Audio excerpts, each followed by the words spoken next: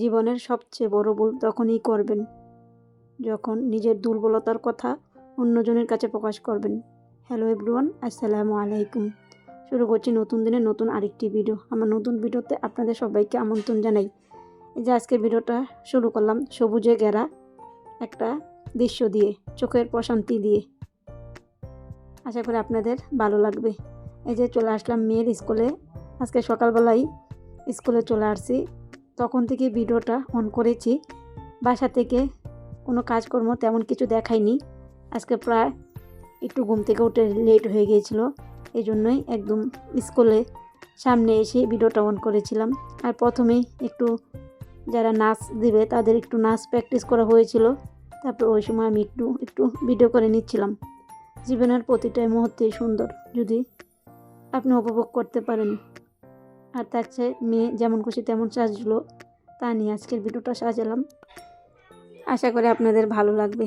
যারা মিষ্টি আপুরা আমার ভিডিওটা দেখতে দেখতে এতটুকু চলে আসছেন, প্লিজ মিষ্টি আপুরা একটা লাইক দিয়ে আমার ভিডিওটা দেখা কন্টিনিউ করবেন। আপনি একটা লাইক আমার জন্য খুবই খুবই গুরুত্বপূর্ণ। নতুন দিনে নতুন ভিডিও মেক করতে আমাকে উৎসাহ দেয়। আর এই যিনি দেখলেন সূর্যি মামাটাও সুন্দরভাবে উঁকি মেরে দিয়েছে পূর্ব দিক থেকে। সূর্যটাও একটু ভিডিও করে নিলাম। তারপরে এই যে নাচ গান শেষ হয়ে গেল। তারপর স্কুলের মাঠে মাঠ থেকে সব বের হয়ে যাবে। তারপর খেলা শুরু হয়ে যাবে। যারা নতুন আমার চ্যানেলটি ভিজিট করেছেন, আমার ভিডিওর কোনো অংশ, আমার কথা বা কাজের কোনো অংশ যদি আপনাদের কাছে ভালো লেগে থাকে, আর আপনারা যদি এরকম লাইফস্টাইল ব্লগ ভিডিও দেখতে পছন্দ করে থাকেন, তাহলে আমার চ্যানেলটি সাবস্ক্রাইব করে পাশে থাকা বেল অপশনটি প্রেস করে অল বাটনে ক্লিক করে রাখতে পারেন, যাতে করে আমি ভিডিও ছাড়া মাত্রই আপনারা নোটিফিকেশন পেয়ে যান। আর আপনাদের সময় মূল্যবান করে আমার ভিডিওটি যে কোনো সময় দেখে নিতে পারবেন। আর যারা অলরেডি এই কাজগুলো করে দিয়েছেন তাদেরকে জানাই অসংখ্য অসংখ্য ধন্যবাদ। আর এই যে প্রথমেই দেখলেন আমি কিন্তু আমার মেয়ে কিছু খায় নাই, আমিও কিন্তু আজকে কিছু খাইনি। তারপর ওই জায়গায় প্রায় 10টা বেজে গিয়েছিলো। তারপর প্রথমে একটু ঝালমুড়ি খেয়ে নিয়েছিলাম দুনো মা মেয়ে। তারপর আমি তো টক প্রেমী, তারপর এখন আমি আবার চালতার আচার আর বড়ি আচার মিলিয়ে একটা আচার নিয়েছিলাম। তারপর আচার খাচ্ছি আর খেলা উপভোগ করছি। এই যে এখন একে একে ছোটো পাখিগুলা খেলা দিতে থাকবে, আর পাশে দাঁড়িয়ে আমরা উপভোগ করছি। তাদের খেলাগুলা দেখলে ছোটোবেলার স্মৃতিগুলা মনে পড়ে যায়, শৈশবের স্মৃতিগুলা।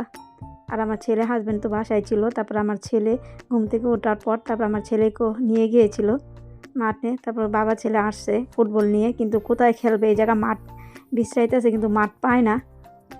তারপর অনেক খেলা হয়েছিল, প্রায় 11:30 বেজে গিয়েছিল। তারপর আমরা আবার বাসায় চলে আসছি।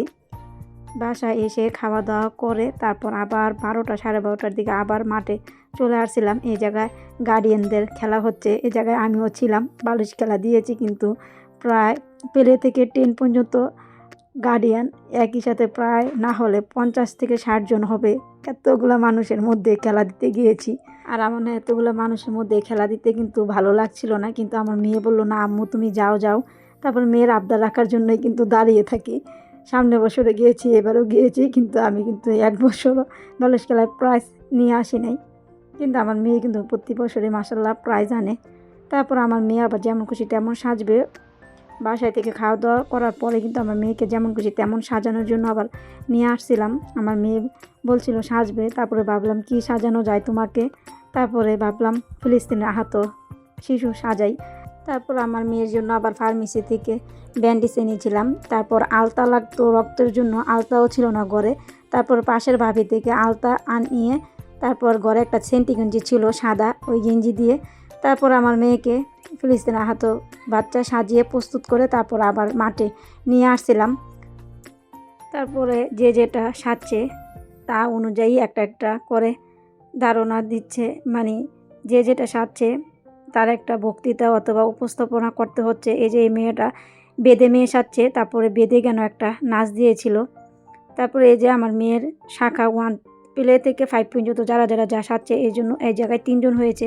আমার মেয়ে সেকেন্ড হয়েছে, আর ফার্স্ট মেয়েটা বৃদ্ধাশ্রমের মা সেজেছিল, আর 3 নাম্বার মেয়েটা ইঁদুর সাজছিল। তারপর আবার 6 থেকে 10 পর্যন্ত হয়েছিল, ওইগুলো আমি আর ভিডিও করিনি, ওইগুলো বড়দের, এই জন্য। তারপর আমরা চলে আসছিলাম ওই সময় একটু ভিডিও নিয়ে। তারপরে তেমন কিছু আর ভিডিও বাসায় এসে করিনি, ভালো লাগছিল না। প্রায় 1:30 বেজে গিয়েছিল মাঠ থেকে আসতে। তারপর গায়ে গোসল করে নামাজ পড়ে শুয়েছিলাম। তারপরে বিকালবেলা একটু রান্না করব, তখনই ভিডিওটা করা। আবার এই যে আমি এই জায়গায় সবজি রান্না করব, সবজিগুলো আমার আগেই কাটাকুটা ছিল। ওই জন্য এখন সবজিগুলো তাড়াহুড়া করে রান্না করে নিচ্ছি। এভাবে আমি মশলা কষিয়ে তারপর পানি দিয়ে দিব, দিয়ে তারপর আমি এই সবজিটা রান্না করে নিব। এই যে তারপর আমি এখন ঢাকনা দিয়ে ঢেকে দিব। তারপর ঢাকনা দিয়ে ঢেকে তারপর অনেকক্ষণই বসেছিলাম। তারপর আবার এসে দেখি অনেকটাই সবজি হয়ে গেছে। তারপর আবার একটু নাড়াচাড়া দিয়ে নিচ্ছি। এই যে 2 দিন ধরে আমার মেয়ের একদম ফাইনাল খেলা হয়ে গেল। অনেকজনে দেখি রোজার প্রস্তুতি নিচ্ছে, কিন্তু আমি তেমন কিছুই নিতে পারছি না। এই যে মেয়ের খেলাধুলা চলছে, আবার এর মধ্যে ছেলের ঠান্ডা অনেকটা পরিমাণে লেগে গেছে। ছেলেকে নিয়ে একটু ডাক্তারের কাছে দৌড়াদৌড়ি করতে হচ্ছে। এই জন্য রোজার তেমন কিছু প্রস্তুতি আমার কিন্তু নেওয়া হচ্ছে না।